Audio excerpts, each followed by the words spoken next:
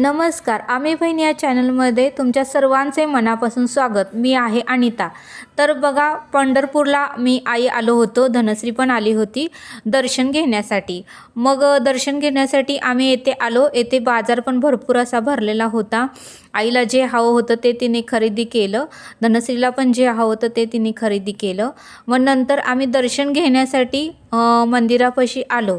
मग खूप गर्दी होती। मग मुखदर्शन वगैरे घेतलं आम्ही, पण आईला मात्र विठ्ठलाच्या चरणाचं दर्शन पाहिजे होतं। पण आता ज्या रांगा भरपूर येथे दिसत होत्या, भरपूर अशी गर्दी भरपूर होती आणि त्यामुळे जर रांगेत उभारलं असतं तर बराच वेळ गेला असता।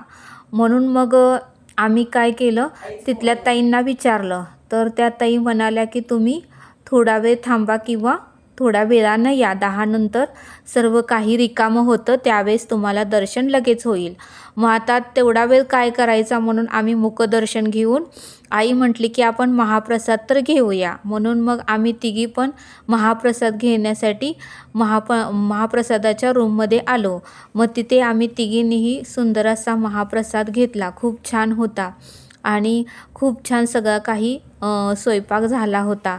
आम्ही तिघी उत्तमरित्या जेवलो आणि मग 10 वाजले होते आणि मग उत्तमरित्या आमचं विठ्ठल आणि रुक्मिणीचं दर्शन खूप छान झालं। आईला आणि धनश्रीलाही खूप आनंद झाला। अशा पद्धतीने आमचं दर्शन खूप छान झालं। भेटूया नेक्स्ट व्हिडिओमध्ये। बाय।